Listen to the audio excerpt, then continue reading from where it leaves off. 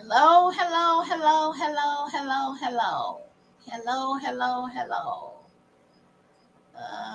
Where are you? Hello, hello, hello, hello. Welcome to the Evelyn Marsh Network. We are here. We are happy to be here. Um, Thanks for watching. Hello, hello, hello. Kenya, welcome to the Every Marsh Network. We are all about the 5 E's: etiquette, expose, entertain, evangelize, empower, and elevate. I am your friend, your sister, and your girl, Evelyn Marsh.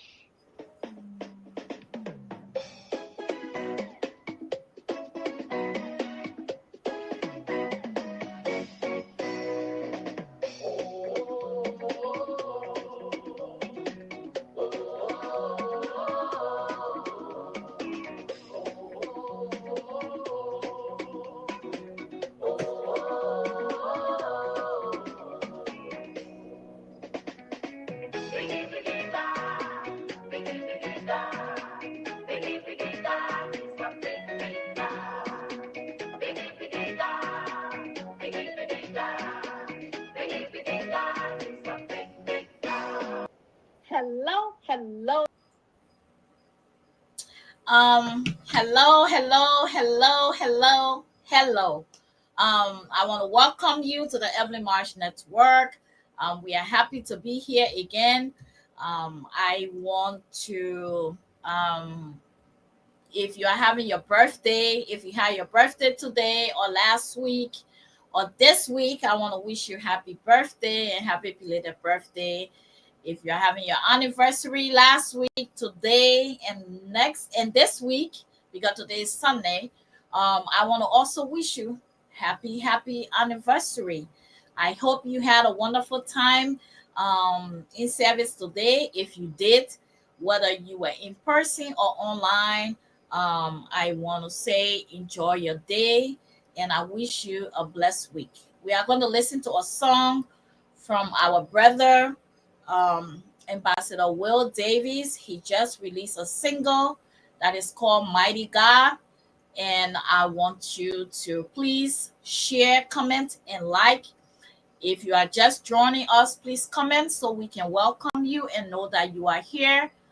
But for now, we will listen to Will Davies as he worshiped the Lord. The song is called Mighty God.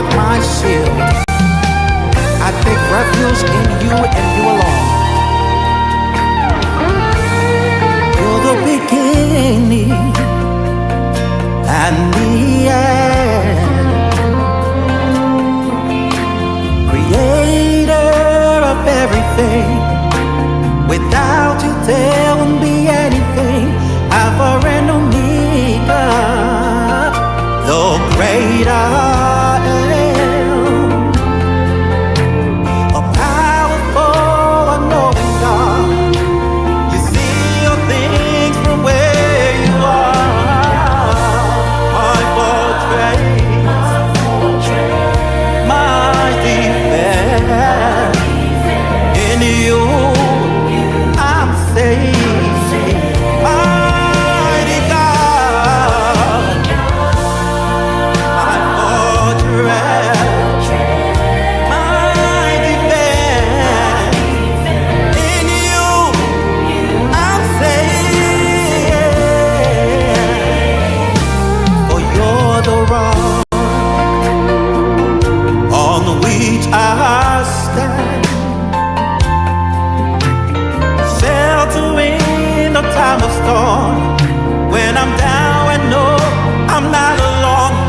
me close through every trial.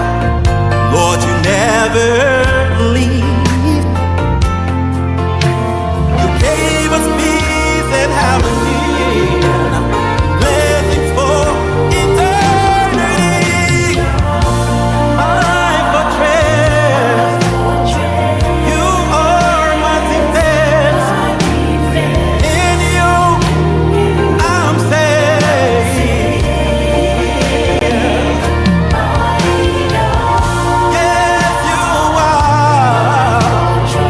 In everything, you are my defense. In you, I'm safe. Mighty, mighty, mighty, mighty God. Yeah, we adore your name, but there is no one like you, consecrated on the earth. Oh God, you reign forever and ever. We worship, we worship, we worship you, Jesus. We adore your name. You are mighty in all your ways. We lift you up. We lift you up. We say, God, reign in this place. We say, reign in this place. Reign in this place. We adore you. We adore you. You mighty God. So great I am.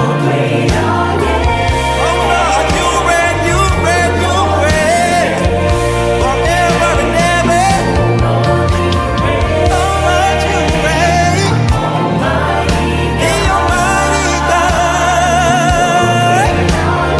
So great I am. Oh Lord, you reign forever and ever. Almighty God. So great I am. Oh Lord, you reign. You reign, and we exalt you, Jesus. We thank you, we thank you, we thank you. You reign, God of the universe, Almighty God, the great I am. Oh Lord, you reign,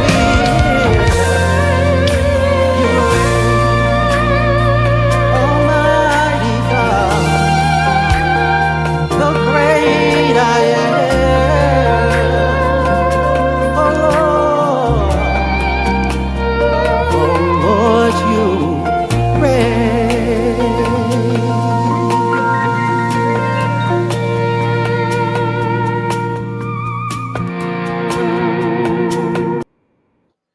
Mighty God, the great I am. Lord, you reign. That was a special number there from our brother Will Davies. I was very busy last night, subscribing to a lot of the gospel artist platform on YouTube. So let us support one another. I will bring on my personal handbag, my 2A. She twisting from personal handbag to 2A. I'm gonna bring her here. We have this is my personal handbag, my co-host, but she is my personal handbag and my 2A as well. So welcome to the Evelyn Marsh Network, my love. You are muted. Oh, thank you, Mommy. Welcome, everyone. Welcome to the Evelyn Marsh Network, where we bring you the hot, juicy, and educational topic here. We want to say welcome again to our fans and our viewers out there as well. Please tune in every Sunday on the Evelyn Marsh Network show. I see our viewers are already tuning in, and I'm liking the numbers so far, So thank you guys for tuning in. Again, you can follow us on the Evelyn Marsh Network on Facebook, YouTube, TikTok, Instagram, Twitter, LinkedIn, X, whatever, X Factor, however you call it. There are so many platforms right now, but you can just follow us on every platform. You will see us on the Evelyn Marsh Network. And don't forget to subscribe, and please follow us and like the channel, because with y'all subscription or with your follow, it grows the channel and we bring you even more topic that you guys are interested in. So tonight we have another one. Last week we were here again with another hot topic, and our audience tuned in. Again, if you're watching, please don't forget to leave your comments so we can notify you or notify to say thank you for tuning in. So please make a comment. I am seeing who are watching here right now, but in case you want to see your comment air online, please leave a comment and we will air that and also read it out. Thank you again for tuning in. Be blessed. Okay, thank you. And again, I want to add my voice to say welcome to all of you. If you are just joining us, I see Dr. Emmer in the audience. I also see Pastor Taylor in the audience. Those are the two that I can see right now. I want to say welcome. I see more numbers than the names I just called, but you have to comment for us to see and know that you are here watching. So last week the audience asked that we continue the topic that we discussed last week Sunday, substance use prevention, education, and recovery. And we are continuing this today with mental health. But before Dr. Kwan, our guest, is in the back and he's in the green room. He can't wait. We can't wait to start either. This is a very important topic, especially in our community. A lot of us shy away. We don't want to hear the name mental health. So come and learn and let us grow together. I also want to say, please contact us and Jonathan. The information that we discussed last week, if you have that, please repost it on here. We are still recruiting children from 12 years to 25 years for system use, education, recovery. So contact me or contact Jonetta, and she will refer you to me, and I will refer you to the right person. Please, we need our kids. We need to create our awareness for system use in our community. Our kids are growing up and peer pressure, the abuse of system or use of substance, mental health, all of these things. We need to create our awareness. And so we have the CG here, organization that we are partnering with, or we have partnered with, to create this awareness in our community. So we need kids. Just call me. We need kids from 12 to 25 years old, like I said. We also need coaches. We need peer advocates and all of that. So, but our focus for now, my focus for now, is the youth from 12 years to 25 years old. We're going to have a workshop or a training just to let them know what it is about system abuse, to create awareness so they can be aware, and when they see it or when it comes close to their door, they can know that they have learned about it and they will know what to do. So again, contact me. We are continuing system use, prevention, education, and recovery. But tonight, our focus is on mental health. So, without any further ado, I see Blessing is here. Blessed. I want to say you are welcome. We're going to call on our guy for people here tonight. watching too. Come again? Few people here watching. Okay, a few people here watching. We Do you have want to Divine. recognize one quickly before we bring on our guests, please? Yes. We have Pastor Catherine Baker is watching. Divine Favor Lloyd. We already recognize Sis Emma and Pastor Gentry. And then we also have our all-time favorite too, Sis Catherine. Okay. So That's thank my you big guys for tuning in. Happy belated birthday. And thanks for watching. Now we're gonna go on. Okay, it's gonna be juicy tonight. I know it's gonna be. So let's not waste any time and bring our guest on, the doctor himself, Dr. Sam G. Bang. There he is. Hi, Dr. Bang. Good evening. Welcome to the How you doing, Every ma'am? We are blessed to have you on the network. We can't wait. It's a wonderful time. Everybody, we are waiting on you. We've been waiting, and we are here. We are excited to have you. So again, welcome. Please introduce yourself and tell us what you do. Well, I'm excited to be here too. Since I got this invitation last week, I couldn't wait to get on. This is a favorite topic of mine. My name is Dr. Sam Bond, and I'm a mental health provider here. I have worked in mental health since the 90s. Now you want me to date myself, but Mm, I became a provider in 2019. I worked at one of the largest mental health providers in this state.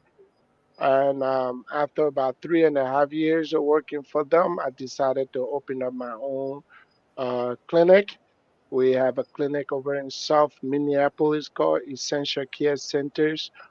And the vision behind that is making mental health um, easily accessible to the disadvantaged and the disadvantaged community and the African community that has been waiting for such a facility that will be run by our own people so that we provide the kind of services they think they need with the background understanding of the culture as well.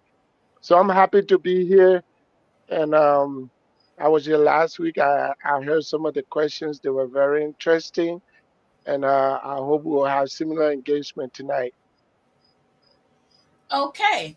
So with that being said, Jonathan, I will let you ask the first question. You are muted. What is going on here?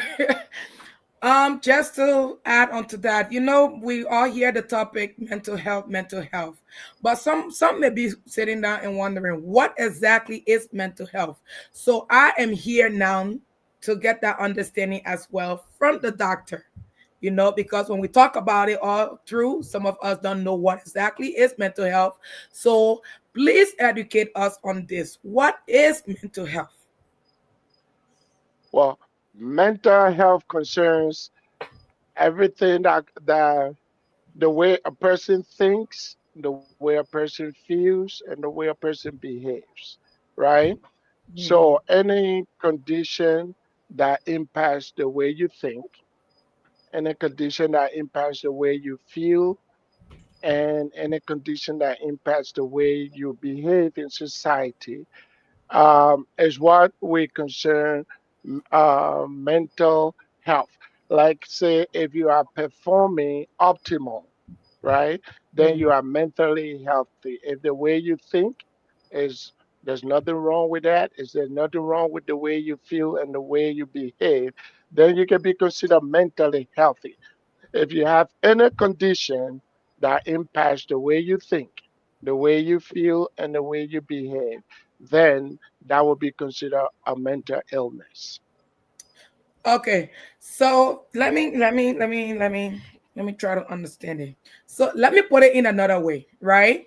So take for Hmm. example, I just went through a major breakup.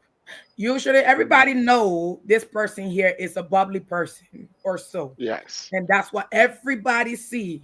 But I went through let's say I'm gonna use that typical thing because that's what most of us go through. I went through a breakup, and all of a Good. sudden, I just shy away from everybody. I don't want to be bothered. I don't want to talk. I don't want to see nobody in my corner. I just want to be by myself. Will you consider that a mental problem? Not necessarily. let's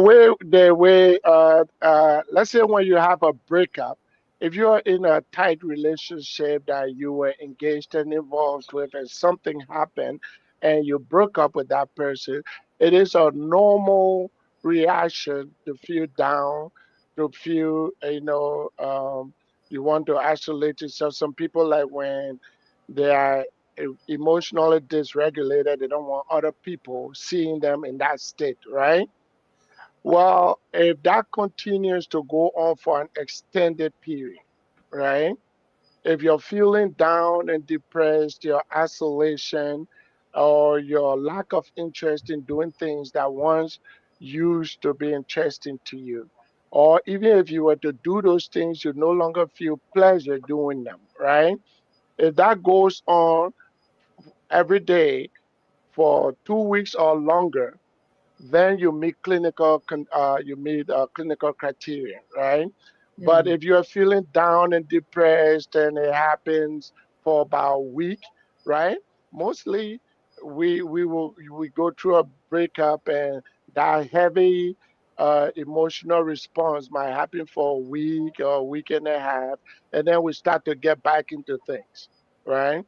But if you are having difficulty to get back into things, and there's down feeling and feeling uh, not having any interest in doing things, or not being able to feel pleasure while doing those things that gave you pleasure, and that feeling continues for longer than 2 weeks, yes, then you meet criteria to see somebody that could help you.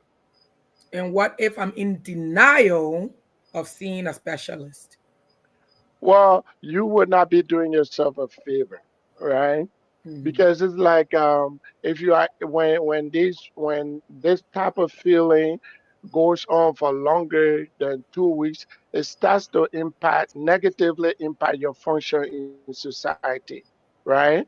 So let's say if you are in such a situation where you are not your normal self, right, and help is available, but you choose not to seek help, it just means that state of being abnormal is just going to stay a little bit longer, right?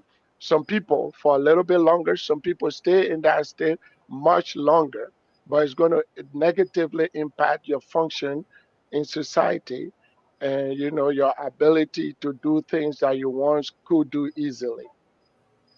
Mm. Okay. So Um, even though there are people out there that don't want to seek help, but help is available. So if you are into a situation that goes on for longer than 2 weeks, that means you have not had that ability to get yourself out of it.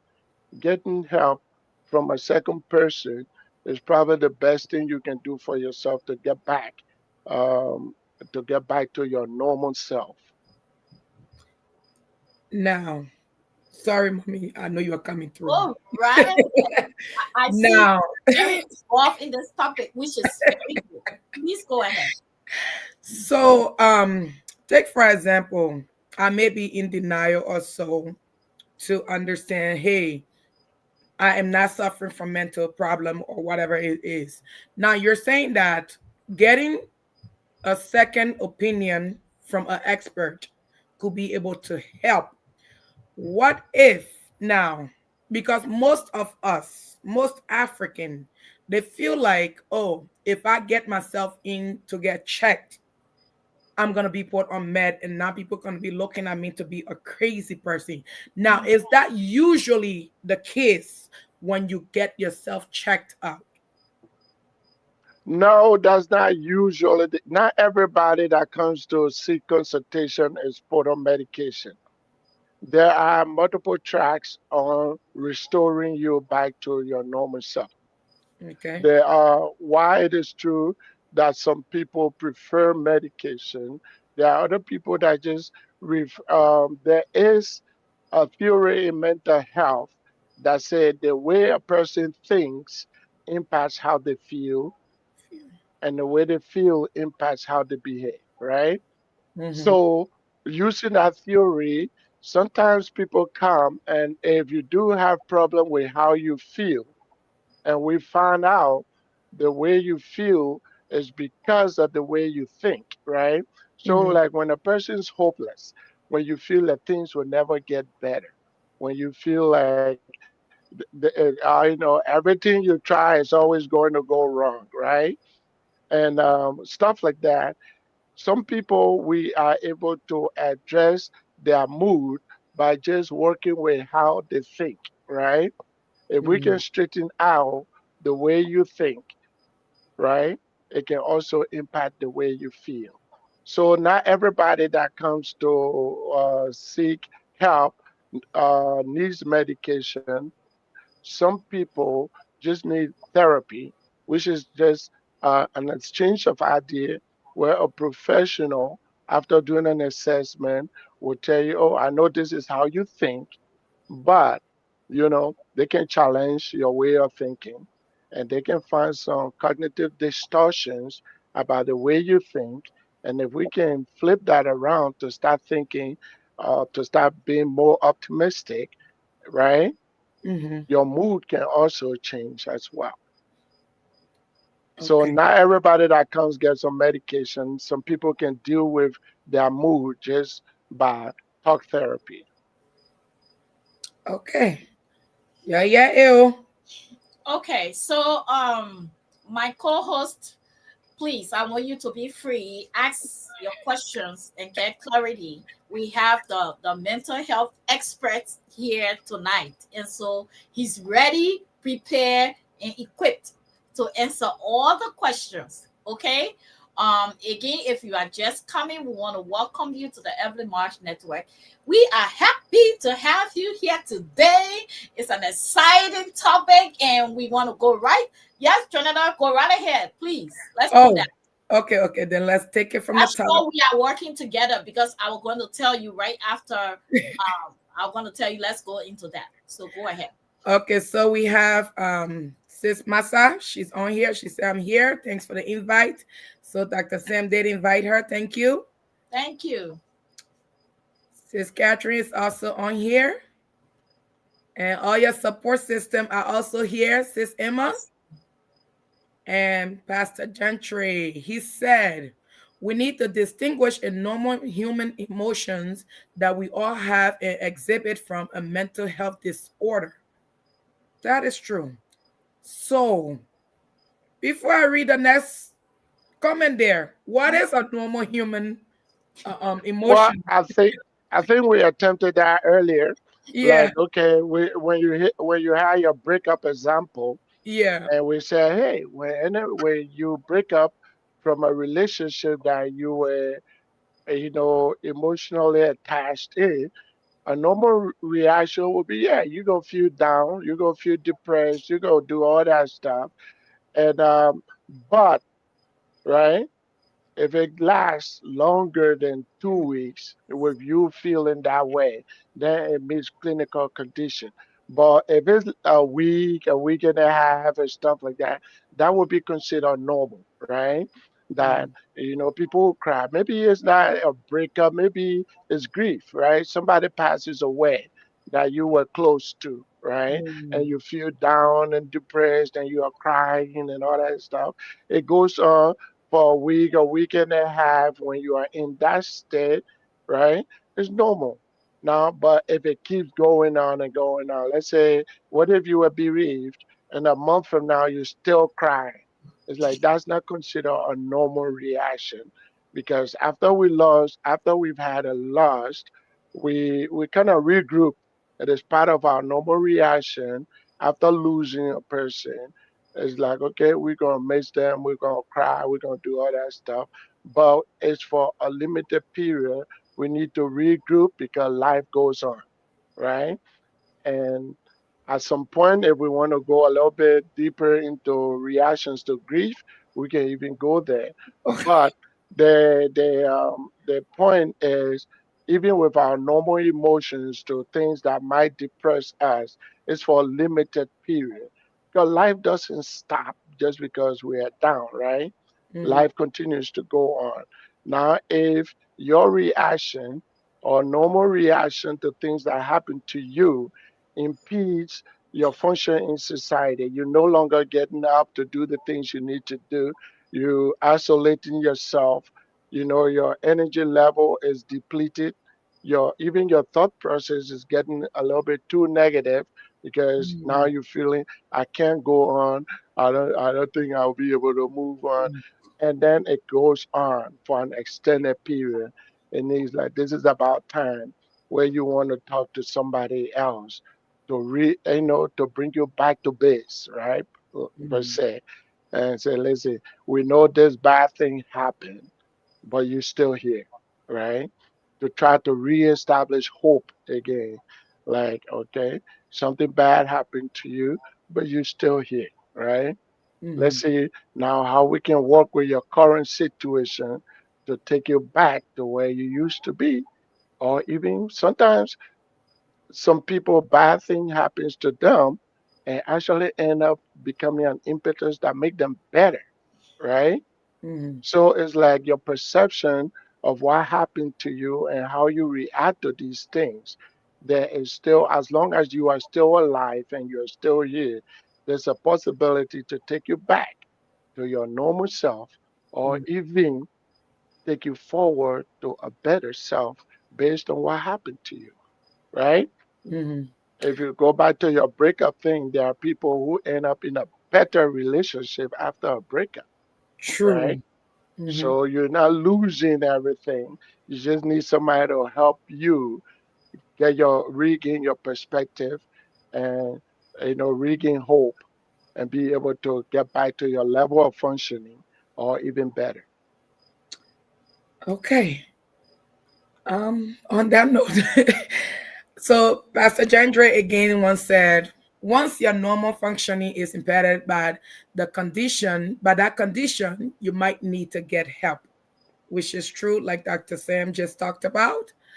Um, okay, I see my sis here, Sis Eto. Welcome. And she said, Welcome, Etta. what are some of the way we can cope to get over that hurt of losing those we loved, as you as you said. So yeah, I was Oh, coming to that. Thank you, says Ethel. But what are some of the ways to cope with that? Because it's not easy when you lose a loved one. It is not easy, especially someone that is very close to you. I know we, as the color people, we handle grief differently. So Black when and you brown. Black and brown. okay, black and brown. Okay. Black and brown. Welcome, Cisco. So we as the black and brown people, we handle grief differently. Some of us, especially when that person is very dear to your heart. Like take for example, losing a mother, a father, a brother, a sister. That one hits even more. So I know you talked about within a week and a half span, then it's okay. But after that, it gets, you need to seek someone to help you with that. For me, I don't know how to handle it. I cry off and on. I'm mhm. not myself. I will withdraw. I will do everything. So how is it? Like, let me get to sis at the question here. What are some ways to cope with that? All right. So this time though, I was trying to differentiate between, when we talk about losing people, differentiate between breaking up and somebody passing away, right? Mhm. Okay. So the grief process, the way I will explain it to most people is there's two there's two there's two processes going on, right? The first time, our first response to grief is a matter of losing something or somebody, right? Mhm. Mhm. And when we are crying, when we are doing all that stuff, we are actually crying for ourselves, right? We just lost somebody. And we Mhm. are like, oh my God, I will not have my friend to talk to, my mom, who's going to support me the way my mom used to, right? So Mhm. when we are crying because we lost something that was dear to us, right? And basically, the motive or the motivation for that depression and the thing we're doing is the fact that we lost something that is important to us, right? Mm-hmm. Now, in good, I don't know, I can say good grieving, there's a second phase, right? Which is now this time the focus is on the person that's gone. It's not on us, right? Mm-hmm. The first phase is the focus is on us. We lost something. We lost a resource. We lost a friend. We lost something. And we feel sorry for ourselves. People come and say, have my sympathy because they too are sorry for you because you lost something. Now, the second phase of grief is where you go to now think about that person, right? What was it like having somebody like that? What would you want to, like, when you think about the person, instead of crying, you start remembering what good they were to you, some of the lessons they taught you, Yep. right? Mm-hmm. You will see people will start to think about memorializing the person, Mm-hmm. right? Like what did that person, what was it that they wanted to do but they never got to do, right? How Mm-hmm. do I remember this person? You see people will do like they'll get a scholarship in the person's name, right? Now we are memorializing the person. Some people will put a monument. Some people will even, oh, that person and I were always talking about making a trip and we never got to make the trip. I'm gonna make this trip, but I'm gonna make it about that person, right? So Mm-hmm. you are memorializing the person.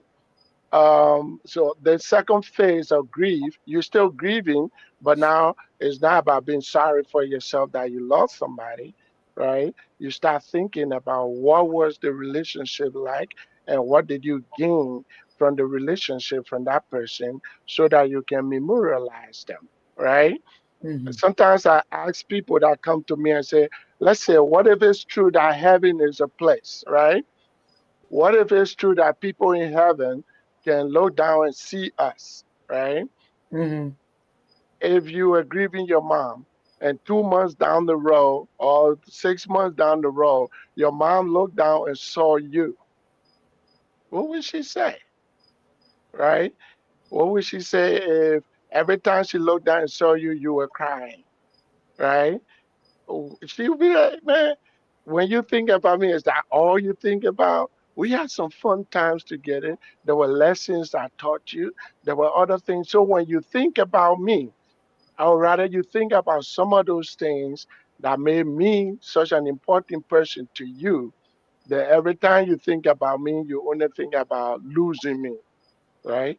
Because if you actually flip over and start thinking about that person, you will find out that their bodies may be gone, but some people can still feel their presence around them when you start thinking about those lessons that they taught you, when you start thinking about those wonderful times you guys have together.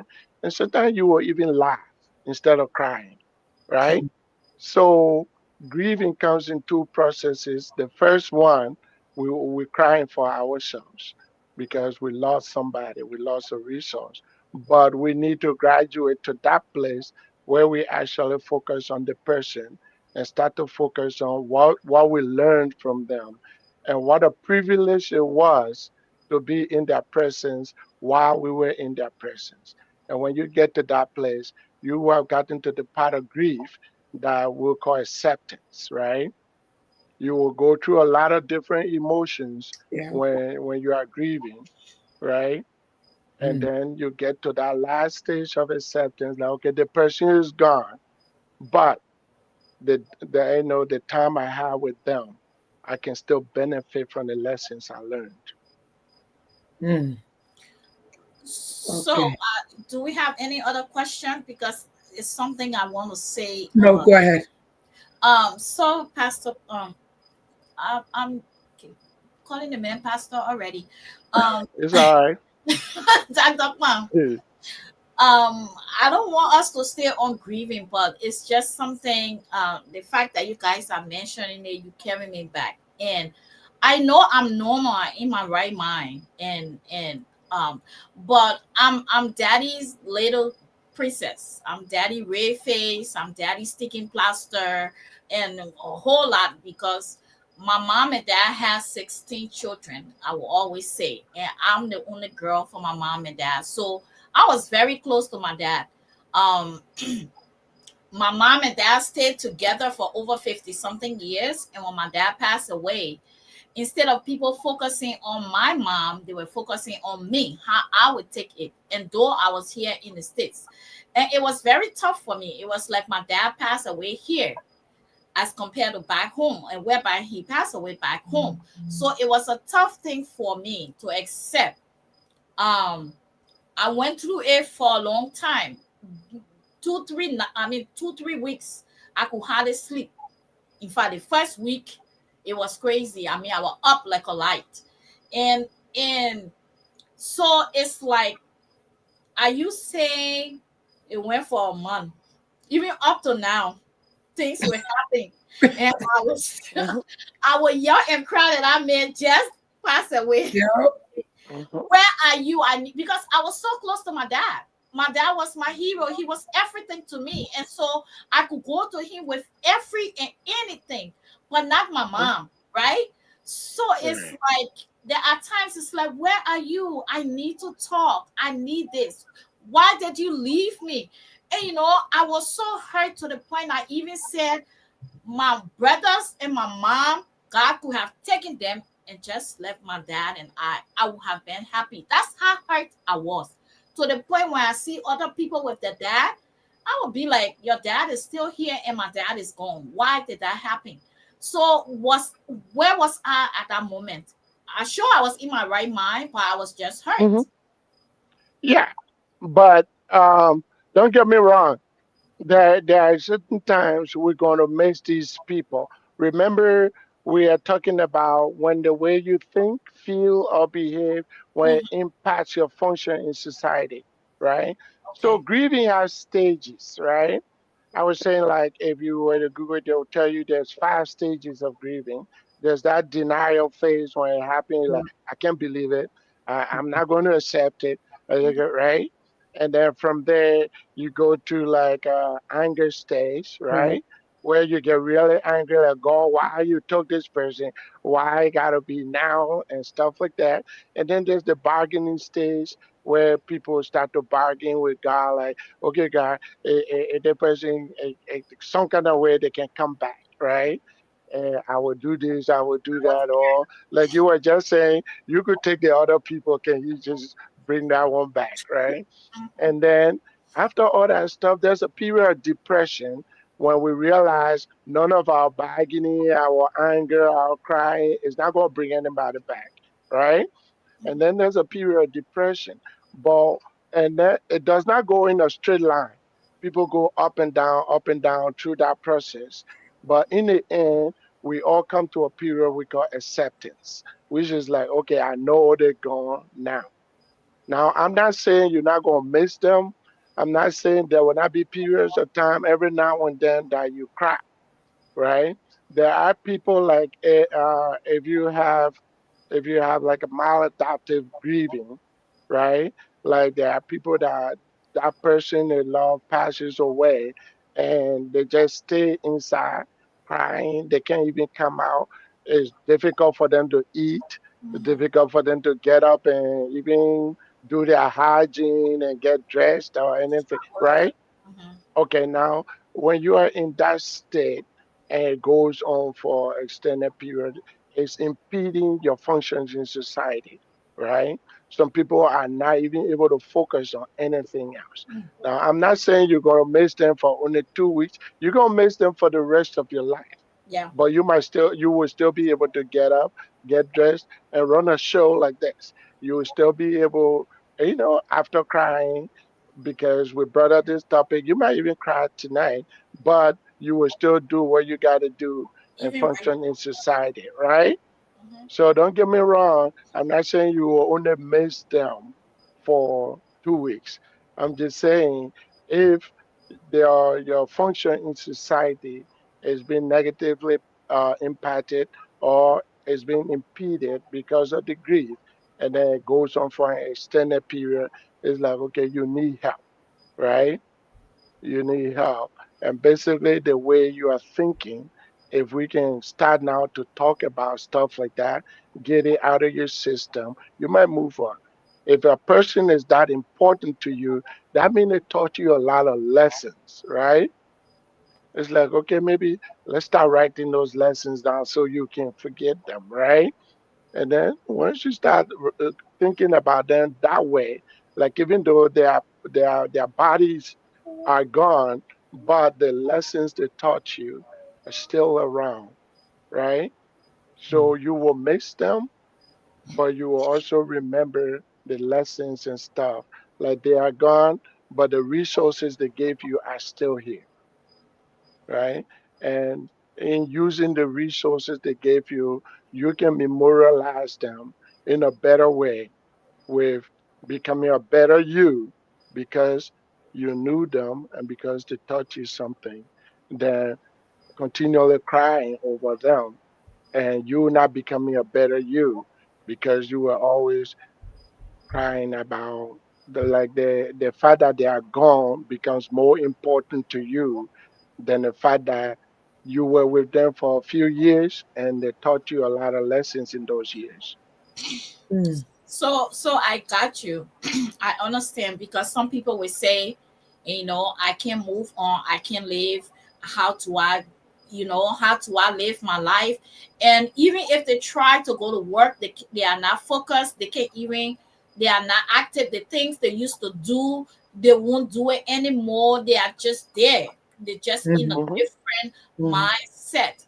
And so that becomes your mental state of well-being or your mental health and well-being is now in question. So that's what Pastor Kwan is talking about. He's not saying you can cry like me. Even right now I was talking about my dad. I was emotional, and my dad Yeah. passed away 20 something.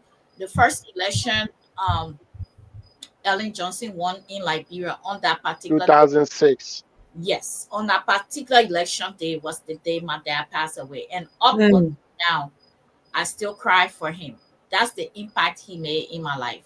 And so, um, yeah, you can cry, you can grieve, um, Yep. but you can thank God for the time you have with your loved one, and be grateful, and you can pick it up. The question you can ask yourself is, what will my dad or my mom or my loved one want for me to do at this point? Should I continue to live? Some people will even take their life and say they can't make it anymore, and that's what he's talking about, your mental health. Okay, Jonathan, I see question. Can we go? Yes. Pastor Taylor That's is playing with us here today.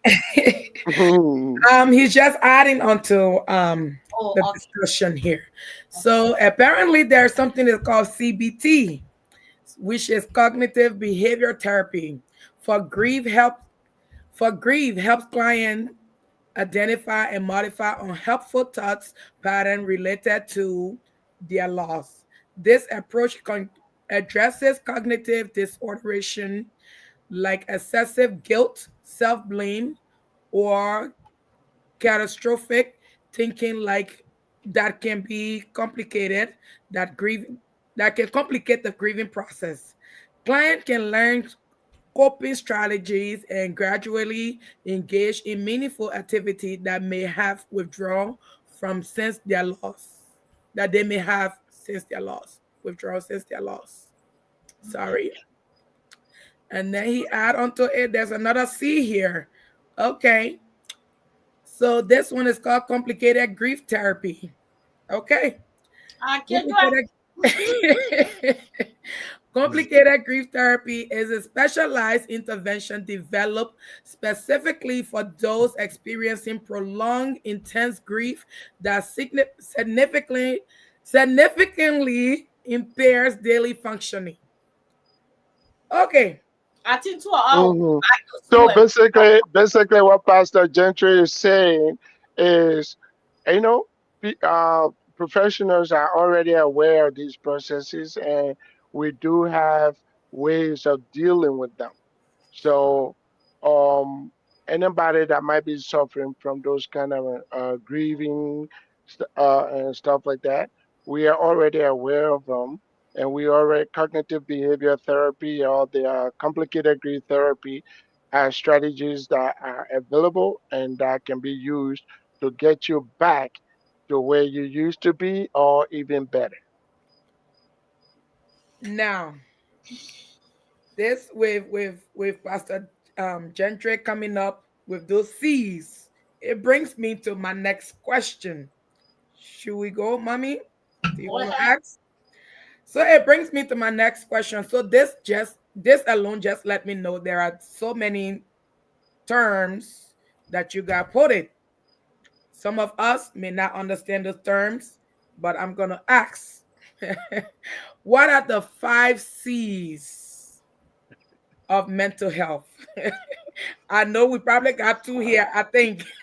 All The 5 C's of right. mental health. So I had to seek clarification earlier, like, okay, there's not like a universal 5 C's, but I knew exactly what Minister Marsh was talking about. And these are things that they consider we need in order to feel mentally healthy, right?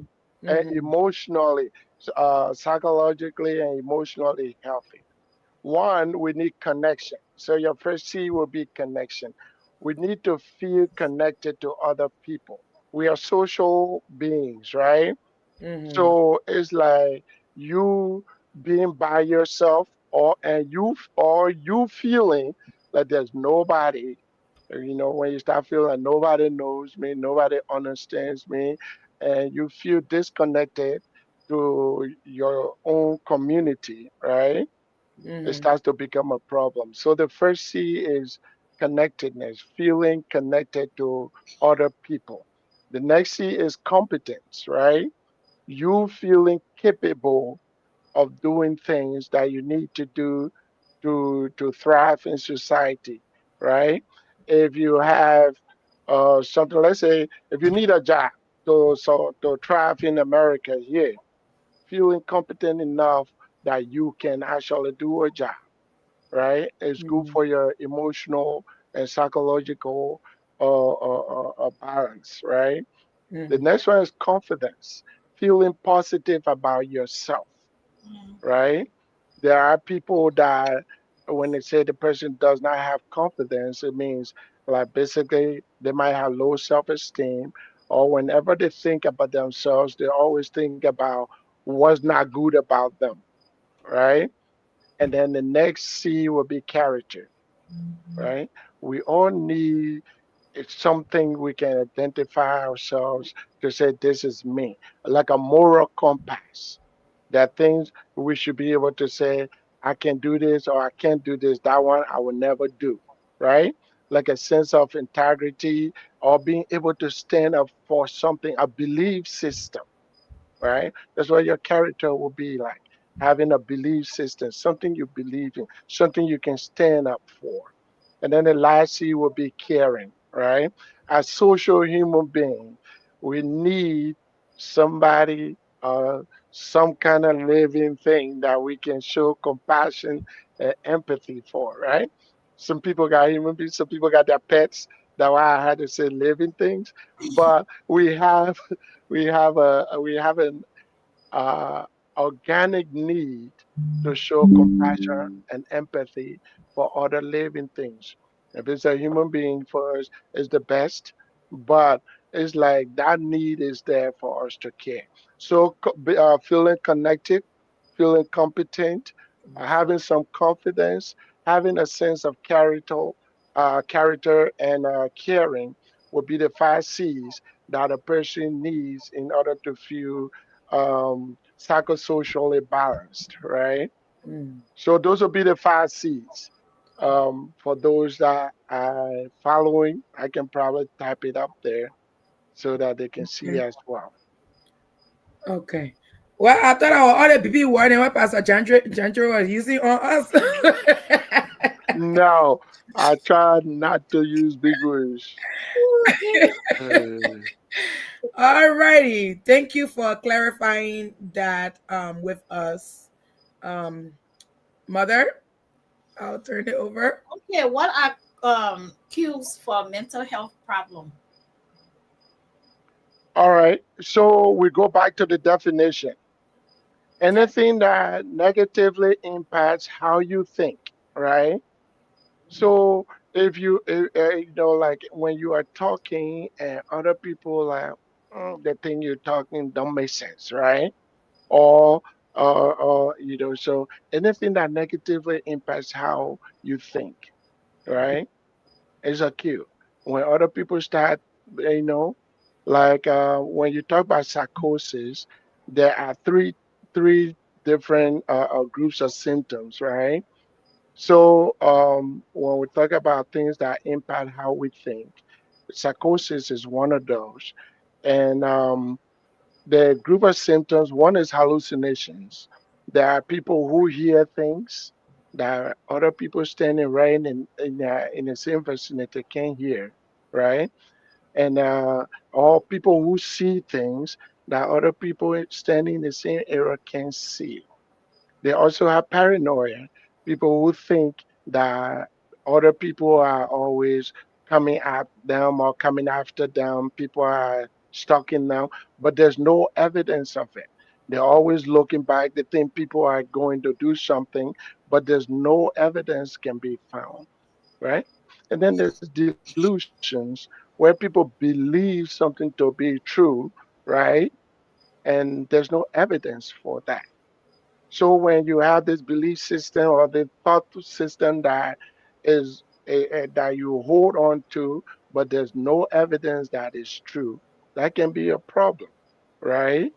Um, when things happen, let's say the way you feel, when something happens that negatively impacts how you feel, it could be some people feel down and depressed, but there are other people that do the opposite. They feel manic, right? Which is every now and then they have a lot of energy. They can do a lot of things sometimes, even without sleeping, but they don't feel tired and it can go on for days, right? Mm. Where they are talking too much, they are taking too much risk, they're not thinking before jumping into things, right? And it goes on for days, right? So not everybody that have a mood disorder gets depressed. Some people get manic, which is the opposite of depression, right? And then if you got anything that impacts how you behave, right? Some people, like their behavior does not follow the norms of society, right? So next thing you know, they are getting arrested because they're not following the rules that all of us follow, or they become victimizers of other people, or sometimes they even put themselves at risk of becoming victims.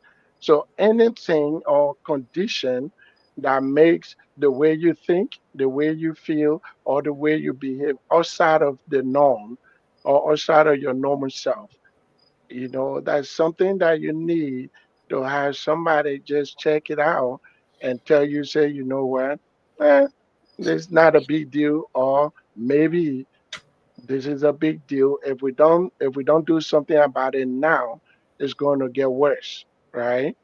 So the same way the last week I was saying, the same way we do our annual physical, right? I just did mine in July. It's not because I was sick. I just go July like, hey, doctor, check me out to see if something's wrong, right? People can do that too in mental health, where you go and see a therapist or mental health provider and say, hey, I just can check me out, see whether there's something I need to start working on now, right? So that I don't wait until I crash in the future before I come to see you. Hmm. So Pastor, oh Lord, It's Doctor, okay. You can call me pastor. That's fine. Maybe that a man you calling you. I know you talk about hallucination, whereby I mean people hear me voices, right? And Yeah. and and in the body of Christ, or believers will always say it's spiritual attack. And we Mm, need to kind of know where the person is having a mental problem Mhm. than spiritual problem. Mm-hmm. So because I've seen it a lot, even growing up and Mhm. now, first people will say things to themselves. Oh, they're coming after me and stuff, and it'll be like, oh, the person is demonic, or the person have a spiritual attack, or the person great grandparents, and not knowing that person is showing some sign of mental problem. I have a Mm-hmm. friend, or I know a friend who will say things like it is. I think you were talking about it and you mentioned it. They will say things like it is what it is, but it is not. Mm-hmm. And most of the time, like, really? Do you know what you just said? I know I'm normal. And to the point, he will say it to make you who normal to feel Mm-hmm. or think that you are not normal. You are Mhm. wrong and he or she is right. Yeah. And that happened over and over. So does that person have some kind of something going on in there, or because it's like what you say is not right, it's not a fact, but he believe or she believe that it is the right thing, or it is the fact that he or she is saying. And I know you Well, just I can diagnose a person by hearing the story, right? There is a close connection in psychiatry to spirituality, okay. but there are other providers in mental health that are also Christians, like Pastor Gentry here, who's also a pastor. He can rightfully divide, like, okay, this thing you are hearing, whether it is a spiritual thing or mental, a sign of mental illness, right? So there are, if you were to check online, if you are checking for providers, you can specifically ask for Christian providers, right? Or people that are Christians and they are also mental health professionals, and they will be able to rightfully divide those things. But yes, a lot of people with thought disorder are also pretty spiritual, and a good portion of them is just a thought disorder. But we cannot diagnose your friend because we didn't do an assessment. However, there are Christian providers out there that can rightfully divide those two. And you know the sad thing, one day I told my friend, can you go and just check something is not correct? Because yeah, but the sad thing about it, he or she is in denial always. It's like, Mm. no, nothing is wrong with me. It is you that something Mm. is wrong with, Mhm. right? Or sometimes they will Yeah. say yes, Mhm. agree, they will go. But when the time is approaching, no, I'm not going. You needed help. I don't need help. And because of that, it's kind of hard. But it's good that you Mhm. said have spiritual people who specialize in mental health as well. Oh, somebody said something here, and then No, Dr. Sam. Oh, that was me. I was just oh, posting the passes. okay, all right. So it's good that you have like Pastor Taylor or Gentry. He can determine that person both on the physical side and on the spiritual side to tell what is going on with that person. Pujibu, did you have a question? No, I was gonna call on Pastor Pastor, Pastor Taylor here to weigh in on this. he just said something just now. So he said he said faith is a huge protective factor. I mean, they were talking about hallucination or people after people. Again, will you call a prophetess Well, or prophet? I think what Pastor Gentry is saying as a protective factor is most of the time when people are depressed, one of the underlying factors is loss of hope, right? Okay. So people who have faith, you know, it's not easy for them to lose hope, right? because they believe in a higher power, and they believe that that higher power is a good God and he's a giver of good things, right? So having such a faith and a belief system continuously gives them hope, right? And so then, even like when they are in a bad situation, just believing that God is still in control, right? Can help protect them from sinking lower than if they did not have faith in omnipotent God. So that's what a protective factor would be for a person like that. Like they still believe there's a good God, and so it gives them hope that things will get better. But on the other hand, it has also delayed people seeking help, right? Like they think God is going to heal them, and then sometimes God does not heal everybody by miracle, right? There are Mm. times God sent people to somebody else. Like the man with the leper. God told him to go see Elijah. He then said, like he didn't just speak and then something happened. He had to go see Elijah. When Paul was struck and he was blind, God said, go to the city and then I'll send somebody there 3 days later to talk to you and open your eyes, right? So there are times, I know there are several examples there, but there are times that God will use other human beings to help you.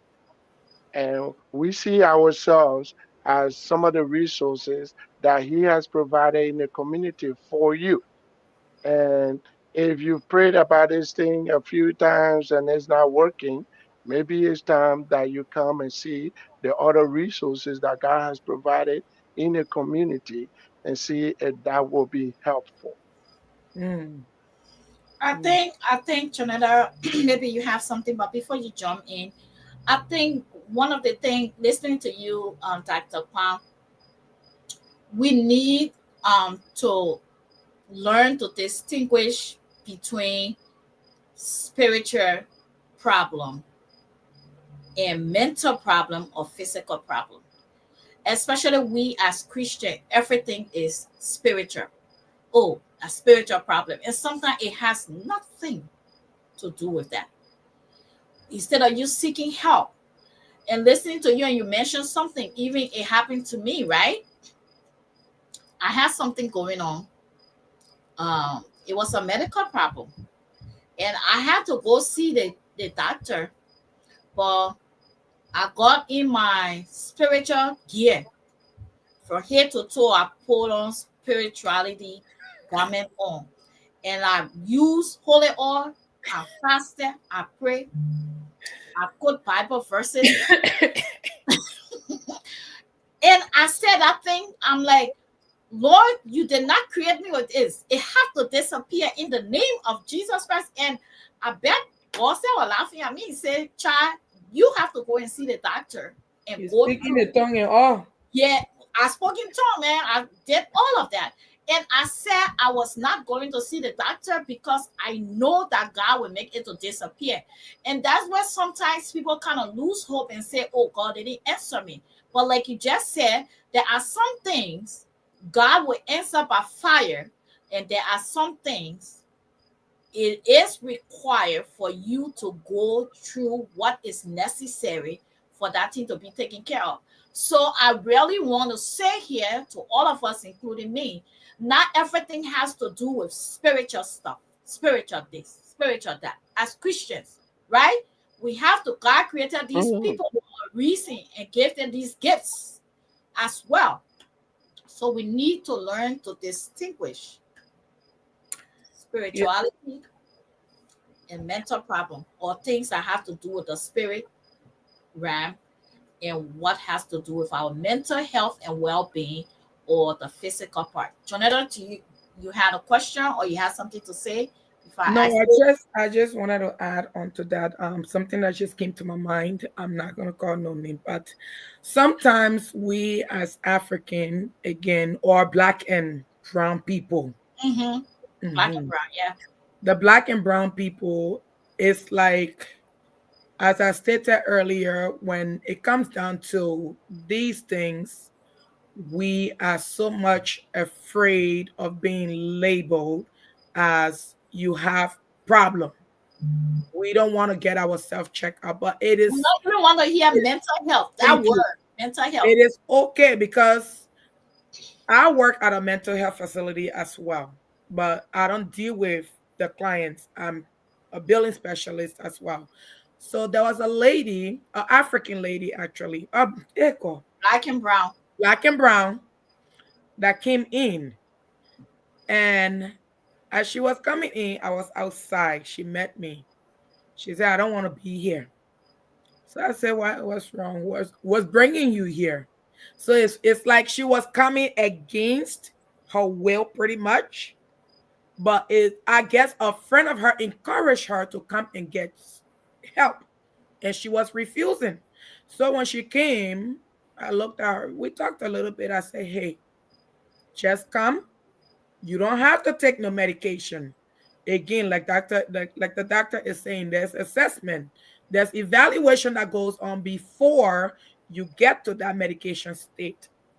Just go and talk to someone. Or I will be labeled. It will go on my record, she said. So I don't want it to go on my record because everywhere I go now, it will be in my file as I saw a mental health specialist. So I said, you know what? It's not about it going in your record. Or when something happened between me and my boyfriend or so, he could use it against me. I say your record is confidential. If you do not share it, nobody's going to share it. It is between you and your counselor. It is between you and your healthcare provider. Just go and seek the help. And I'm only saying this because a lot of us are afraid to go through this process because we are afraid of what people will think, To be how people labeled. will label us Mhm. once we go through this process. But it is not about what people will say or do. It is about you being healthy and in the right state of mind. So let us all, including myself, because I found out now through this topic, I myself need some counseling. I will not have it. I need some. But let us learn to talk to people. and and Speaking also of, and also saying that we the black and brown people, mental health is not to say that you are crazy like we normally think. As soon as we hear about go and get checkup, oh, you are telling me I'm crazy. No, it doesn't mean you are crazy.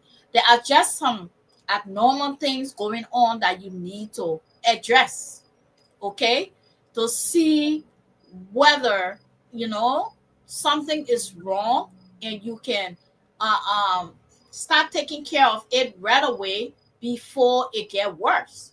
So it's like you put your somewhere is leaking and you put the bucket under that thing, right? yeah, Pop, pop, pop.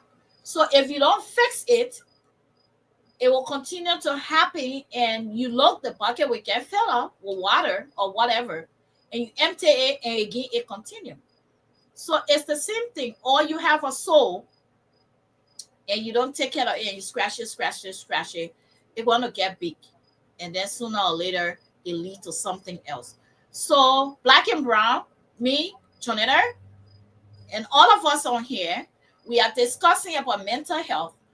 It is okay to go and get checked for whatever thing, and there are stages, and there are different what should I say, different stages or dimension or however it's called before you can be diagnosed. Okay, different assessment and stuff like that before you can be diagnosed. Oh yeah, this person have mental health or what have you. If you're just talking things, they're coming after me, oh yada yada yada, and that, and oh, I saw this, and this person is in green. You tell me I'm wearing white and I know I'm in green, that is the problem. Then yeah, you have to check it out. So all of those things. So please don't be afraid if there's a situation and they say let's go check your mental health, your well-being. Do not be afraid to do that. Jonetta, please read. Yeah, I come here, Janetta, like that example you just gave about somebody worry about, oh, their boyfriend could use it against them. It's like, will you not seek treatment so that you and your boyfriend not fighting consistently? Or you say, okay, I don't want to go to treatment to avoid the fighting because my boyfriend might use it, but I'll go home so he and myself can continue to fight You to fight. regularly because my mood is dysregulated. It's like, which one's better?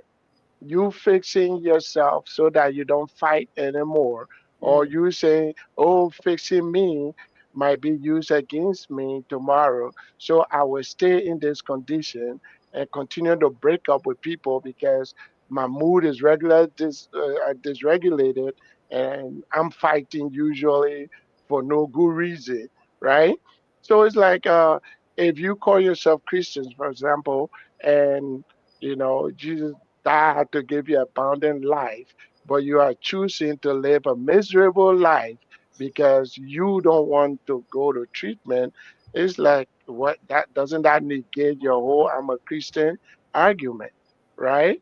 It's mm, like, okay, if there's some shortcoming that is making you not living your best life, God is not going to go to a clinic for you, Mm-hmm. right?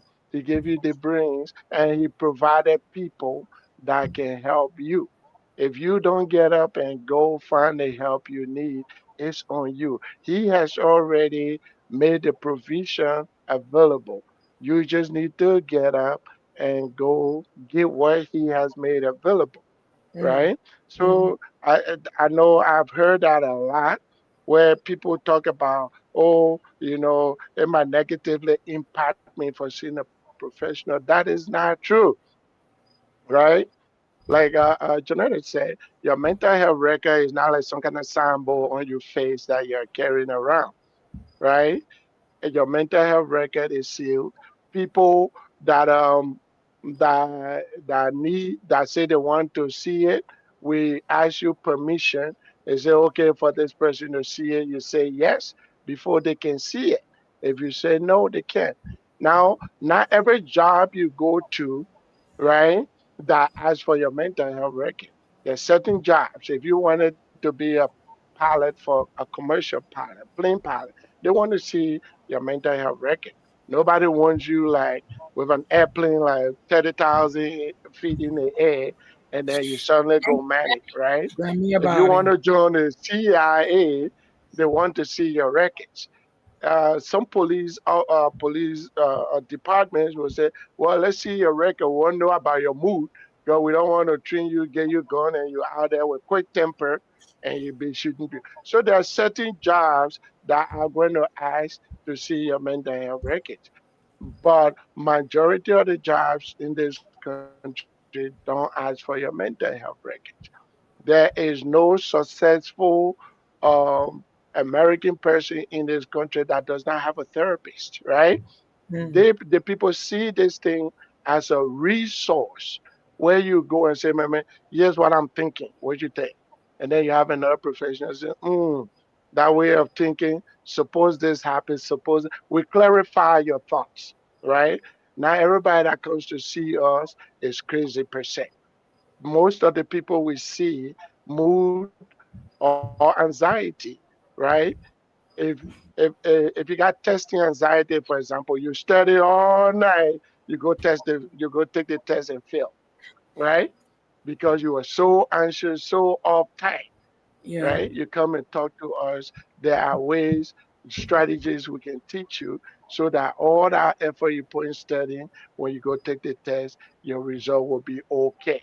Now, if you don't come see us, but you're still going that way, and you've spent 5 years in a class that's going to be 2 years, who's suffering?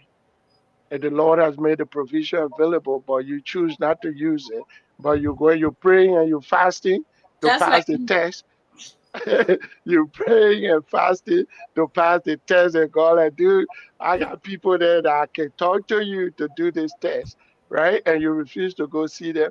It's on you, right? Majority of the people we see, that's what they got. They're anxious.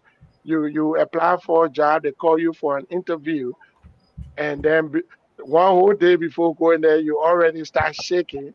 You go, you get to the interview, and then they ask you one question, you freeze. You can't talk because your anxiety has become overwhelming, right?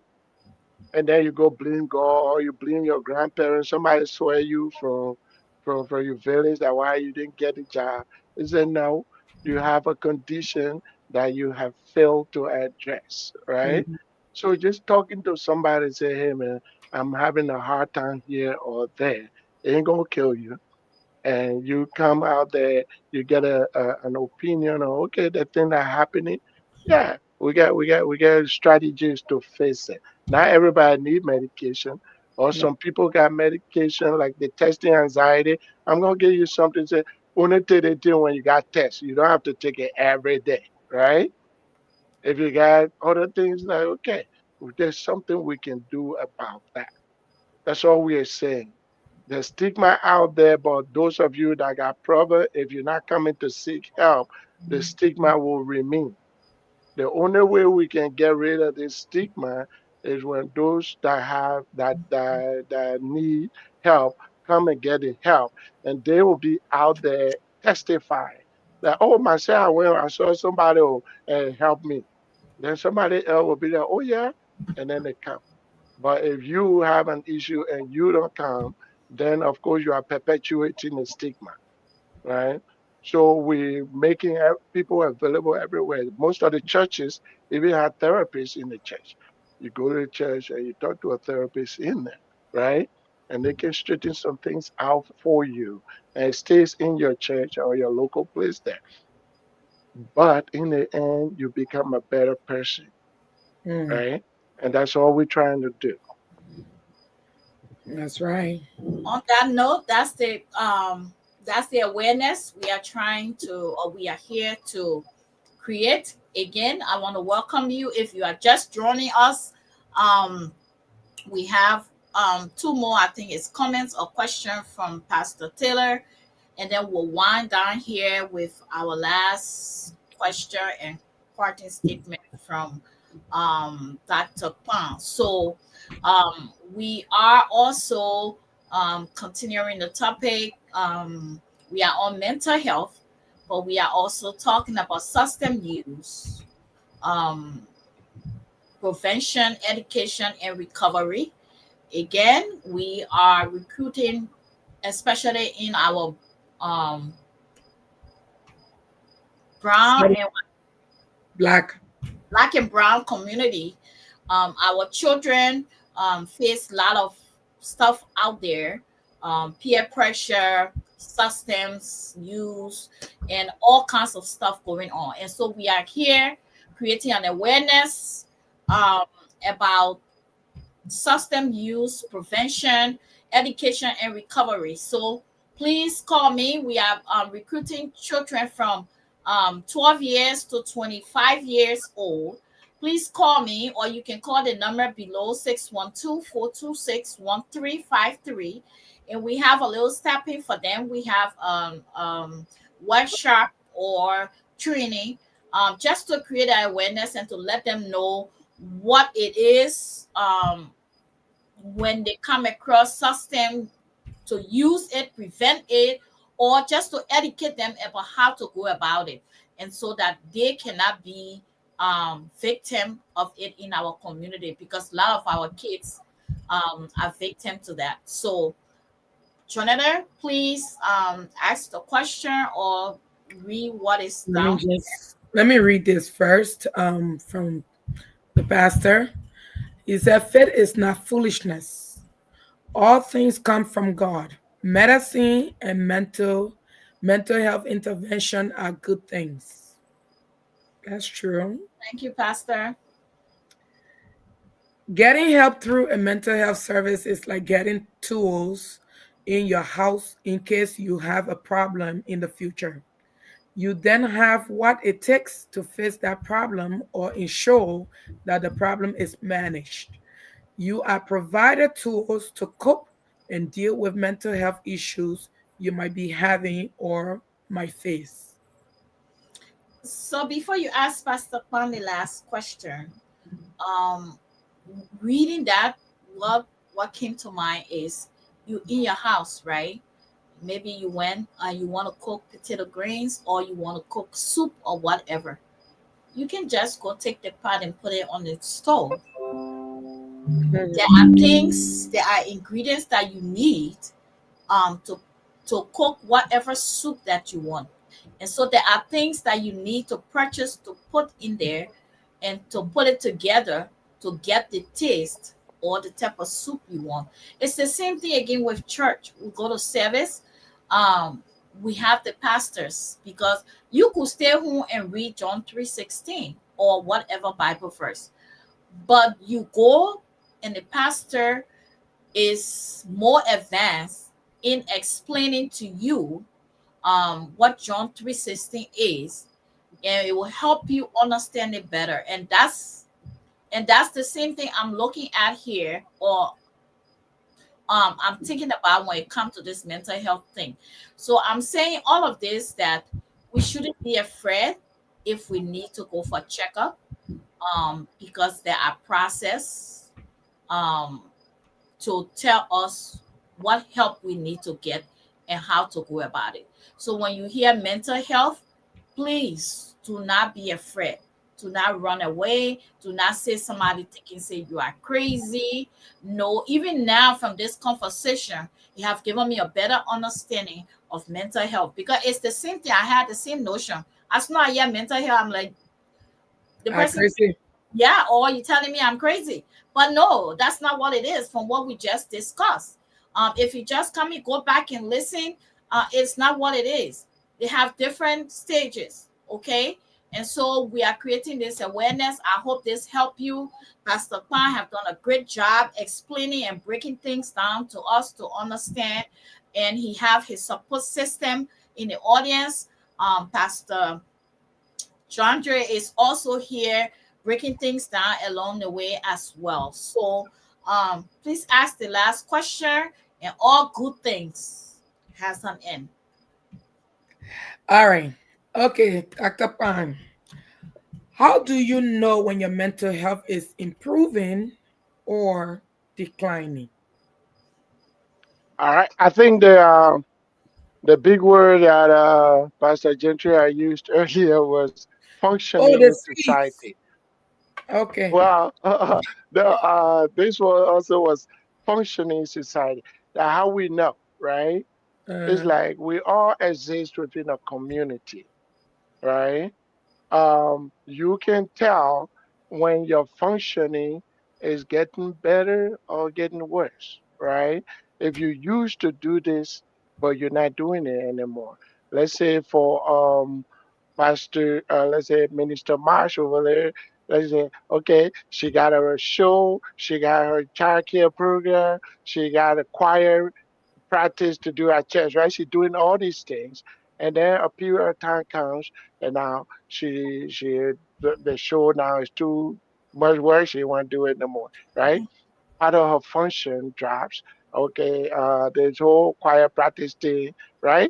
You can see when people function starts to drop, right? So it's like we can tell when your functioning starts to drop. Some people it's not what you are doing, but where you think you go. There's some people used to plan like by 2025 I'll be in college, right? And then you get to 2025 and like bona for everybody. But you know, and then the kind of motivation they used to have to do certain things, it start going down, right? So that would be the number one thing we look at.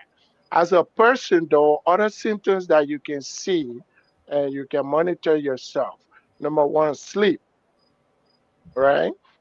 If something's wrong with your sleep, in this country, they expect most people to sleep somewhere between 6 to 8 hours a night, right?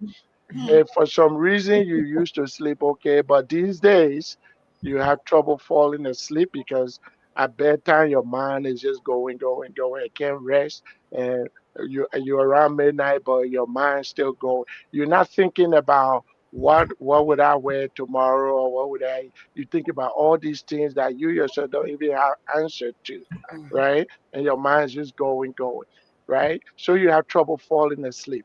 Or some people fall asleep, but they keep waking up, right?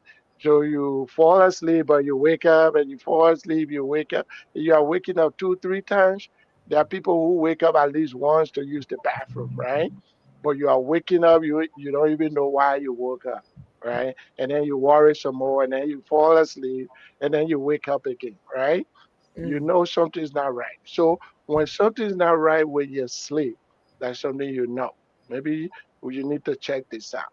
Your appetite, right?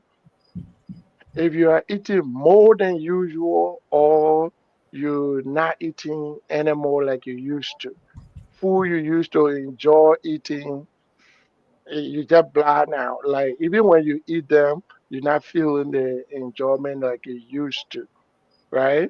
So you are either losing weight or you're gaining weight for no good reason at all, right? So you can check that out. Your energy level. You used to be this vivacious person. You come from work and they like, hey, let go on the football field. Hey, let go do this one. Hey, I want to go visit this other person. But these days you see your energy level, it's not there. When you come from work, you just slump in the chair, and, you know, maybe you doze off, maybe you don't doze off, but your energy go. So these are things that we ourselves can see: your sleep, your appetite, your energy level, right? Your focus and concentration. I mean, if you're my age, we used to say SSO, right? And go all the way to T or to D or do. But you can say A anymore because you can keep track of this stuff. That's fun. But let's say you go to work, you used to be the one that used to make sure things are in order. But now when you go to work, you start making some mistakes that you never used to make, right? You yourself, you go the next day when you see the mistake you made previously, I can't believe I did that, right? So your focus and concentration, your stress level, right?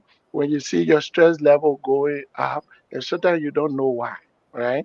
I mean, if you owe somebody and you told them you'll pay on the 25th and the 25th coming and you worry about it, it's different. But there are people that their stress level, their anxiety level is just high and they don't even know why. They're always kind of uptight and stuff like that. These are things you yourself know, right? So that you can tell that something's not okay. And so now all you need to do is come and talk to somebody. We might do some little screens, just the same way when you go to do your physical, they do all these screens. And if it is something that's significant, we'll tell you. If it's not significant, we'll say, maybe you're getting menopause, right? We'll figure something out and say that's a normal reaction. But if it is something significant, it is better and it is in your favor to start working on it now than wait to do it later, right? So, Mm. as my last words, if that was the last No, question, even though hold I'll on, take Very more last questions. one. hold Okay, on. okay, go ahead then. The pastor I didn't tell want you, I'll us put here. you both of them together. No, we So, sleep, we'll come to the appetite, last one. energy level, focus and concentration, stress level, your weight. You can do that. There are certain people that are not eating more than usual, but their weight keep going up, right? Even though you're not eating more than usual, it might just be the stress level you have, and there's a reason why. Even sometimes some people come and we explain to them this is the reason why this thing is happening. That's all the help they need, right? They find out the reason why this is happening, and some of them say, okay, I can handle it myself now that I know what it is, right? And some people like, man, I need to come by. Let's talk regularly so that you can continue to encourage me, or you can hold me accountable. Because some people, that's what they lack. They say, I will do something, but there's nobody there following up with them and say, that thing you say you were going to do, did you do it? Right? And having that relationship with a provider builds that accountability where somebody will be asking you, did you do that thing we talked about 2 weeks ago? Have you done it? Right? And that only can make you a better person, right? There's nothing out here. We don't force medicine on anybody. We don't force our belief system on anybody. You come to us and we work with what you got, right? Mm. And our goal here is just to make you a better functioning person in society so that you can have that abundant life that you confess every Sunday. Okay. Okay. Will you read that, please? All right. The pastor added on to it. He said, you have a diagnosis based on the presenting problem. The treatment plan is developed in collaboration with the client and goals identified. As those goals are achieved, you can note the improvement. Treatment plans are reviewed every 6 months and based on your functioning consistent with your goal and therapy, you can identify if you are improving or not. Awesome. Okay, so every 6 months you're getting that check going in. So from my understanding, based on everything that you just explained pretty much, and based on what the man of God is saying here. So based on all of that, it's more of a conversating with that client to know what they used to do and what has slowed down in their life right now that's causing that problem before you can run some sort of testing. Yes, no two people are the same. Even you, Minister Marsh, and your handbag, you're both not the same, right? So, in order No, she for us can't to sleep. come up with, right? So, in order to come up with some kind of plan to help, we do a full set of assessment. When you come to see me for the first time, I'll be like, man, said like an hour and 30 minutes Mm, aside just to talk. I'm going to ask you most of the same questions. If you went for a physical, if you went to see a doctor for the first time, we also ask those same similar questions: where you've been, what you've done, how Mhm. you got here, right? We go through that whole thing so that we can get to know you first as a person before we even get to, okay, now what's wrong with you, right? So once we figure out not just your past, right? Now what's wrong with you, but what happened to you? Sorry about that, but what happened to you, right? And then we're not just concerned about your past. We're also concerned about where you want to go, right? Because some people might come and say, okay, I want to do this, right? And it's like, okay, but I don't see my way clear from where I'm at. And I was like, okay. So now we know where you want to go. And then we figure out, okay, this is where you are, and these are the resources you have. Some of the people we see, we direct them to more resources. Well, if you wanted to go here, here are the steps to take, and here are some people that I know that are willing to help you, right? So once we know where you're going, we can direct you to resources that will help you get to that place, right? So most of the work we do was is individualized. In fact, everything we do is individualized, right? Even if you're going to take medication, the medication that works for Peter might not work for Mary, right? So it has to be individualized in a way that we find something that works for you, right? So our goal is to do this assessment when you come for your first time.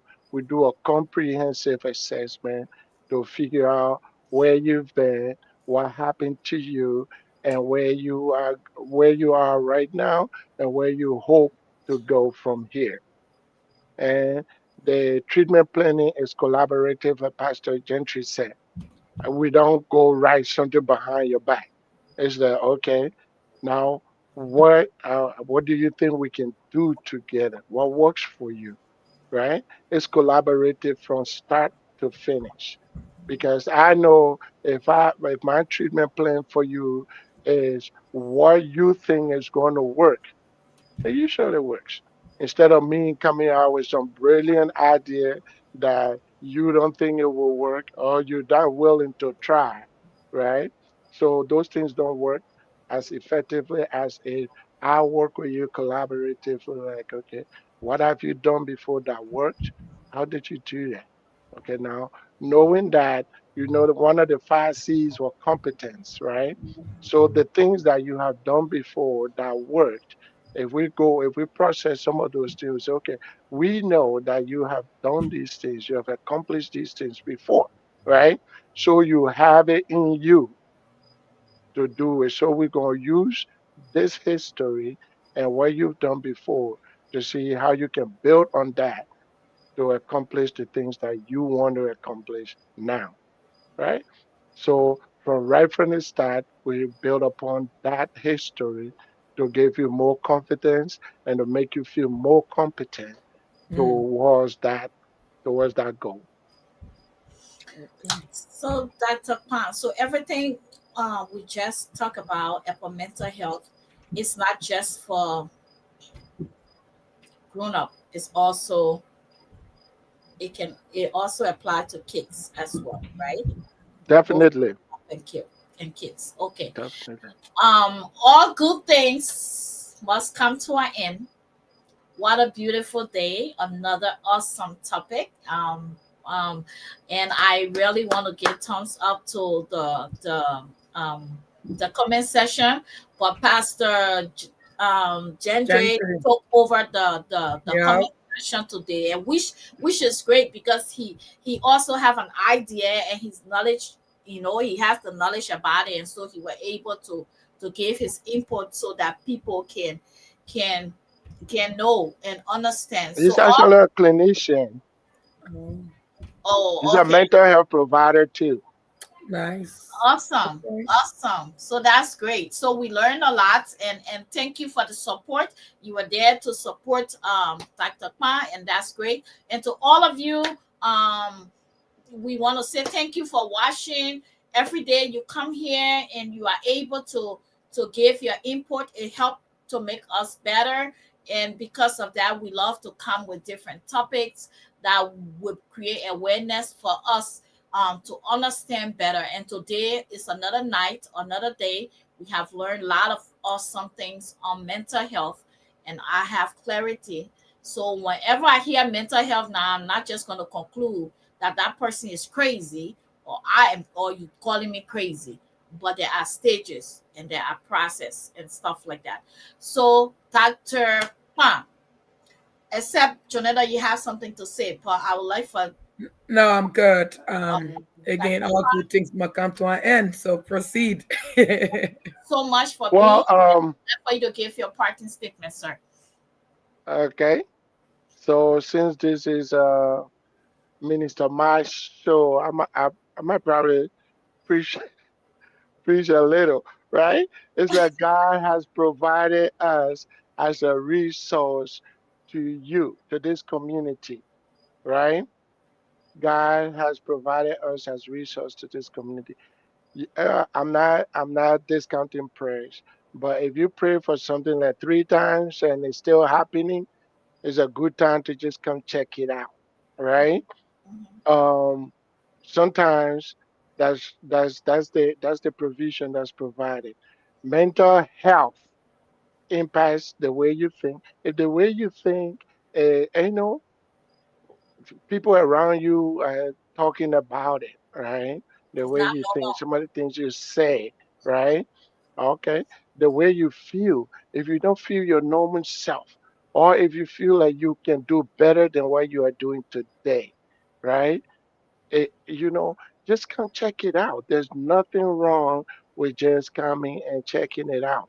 Your mental health record is not open to the public. It is a sealed document, and except in limited cases, right? Like the court can order it, right? Except in those limited cases, you will have to approve before anybody else can look into it.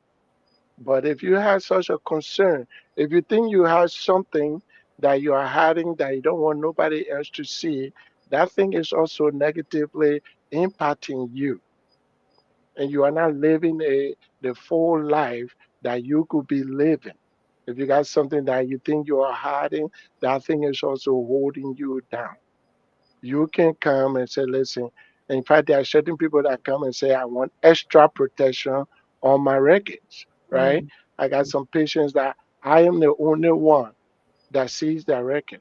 My secretary, other doctors that work in the clinic can't see it. It's marked locked, right?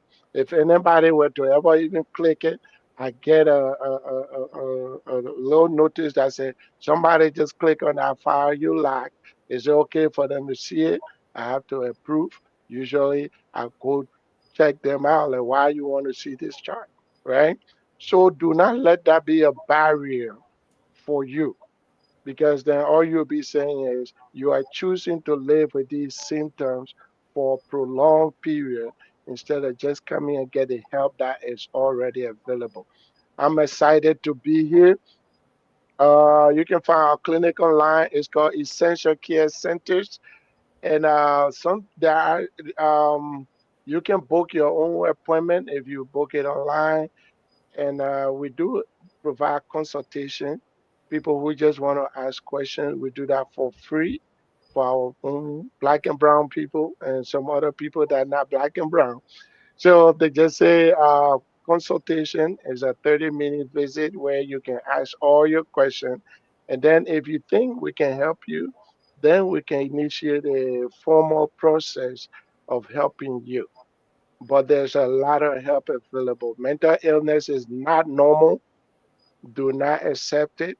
And regardless of what people say today about you or what your fears are, if you get the help you need, those same people will now start to talk better things about you.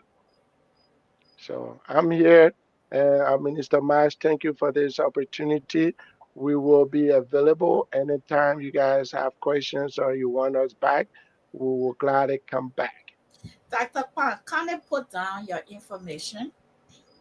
If it's okay, can you write it down there Mhm. so we can have it? It's good that we have our own black and brown that we can go to in case um, we, we just think, and he will be honest with us because he looks like you, and he will be blunt with you to tell you what it is. Again, Pastor Taylor, I like to say Pastor Taylor, but I hear them saying Pastor Drendry. I don't like the Drendry. I like the Taylor part. But Pastor Taylor said Dr. Kwan is professional. He's a professional person. Yes, we salute you for the splendor presentation and thanks to the team. Like we said, Dr. Kwan did an awesome job answering our question here, and what a wonderful night. Pastor Kwan have given his parting statement. Jonetta, do you have anything to say before we again? I want to say thanks to all of you for watching. Thanks for your comments. Thanks for your support. Please like, share, and comment. We are growing together. We are learning together. We bring on different topics that will educate us, create awareness for us to know those things that we think is the uh, boogeyman, let me say, or it's a dark cloud that we don't want to see. And we are here to unveil it, okay, so you can see under it, inside it, and around it to know what it is. If other people don't take it the way we take it and they are getting help, we can also use that too to get help. And I'm so grateful that Dr. Kwan is here as a mental health person. I can always refer people to him. And even I myself, if I think any way that is not correct, someone I screw that, turning. I'm grateful that I know Pastor Kwan. Dr. Kwan, I'll be able to call him and also talk to him. Jonetta, before we close. Well, we want to say thank you all again for tuning in. This was a great night. I got to ask a lot of questions because I needed some understanding, and I'm pretty sure you all did too. But it is good to get clear understanding of something you don't know about. For me, I work in the same field, so I get a little understanding there. But again, thank you again for tuning in. Always don't forget, we are here every Sunday at 7 p.m. You can catch us on Facebook, TikTok, Instagram, YouTube, LinkedIn, whichever platform that you use. So please, please, please follow us. Don't forget, follow us on the Evelyn Marsh Network, where you can find juicy topic like this, educational topic. It's not always about knick knack here and there, but you want something that will build you up. So this is where you can catch all of that. We also do promotion for business here. So if you have your business that you would like promotion for in the Christian community, again, you can contact myself or contact Mother Mash, and we will bring you on and talk about your business. We are here to uplift each other. So please, please, please keep in mind, follow us, subscribe to our channel so we know that you are following as well, and we can also follow you and support you as well. Thank you again for tuning in tonight. It was a blessing. Thank you again to Dr. Pan. We say thank you for everything that you have done and taught us so far. It was great. We appreciate you. And we will definitely be calling you again, Dr. Kwang. Please, handbag, please repost the information for last Sunday. I know you posted it first from Yes. Emma. Please repost it. Again, those of us that on the spiritual side, what you, let me say what they can say in the community. What you don't know is bigger than you. And the Bible also say, it ran away.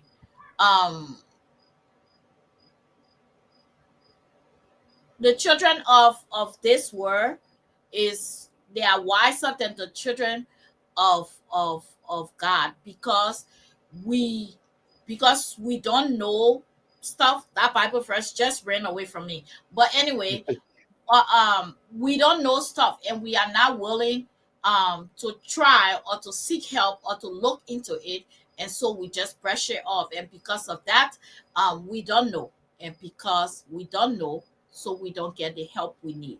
So let's continue to kind of work together, learn together, and also help ourselves, because there are some things that is just that simple. You can get maybe go in and just have a conversation and get a better understanding or redirection, and it will be taken care of, than for you to just sit and say no and be in denial. Again, thank you for coming. Again, Pastor Dr. Kwan, we salute you, sir. You did an awesome job today. We'll call upon you when it comes to this topic. We'll see you back soon, because the audience have requested for us to continue this topic, not just mental health, but system use and prevention, education, and what have you, for a month. And so we'll be here and there and stuff like that. So everyone, we love you, and we love you by force. See you next Sunday on the same platform at 7 p.m. God bless you. Dr. Kwan, God bless you. Thanks for being here. Let's listen to this pastor song, Why We Take You Home.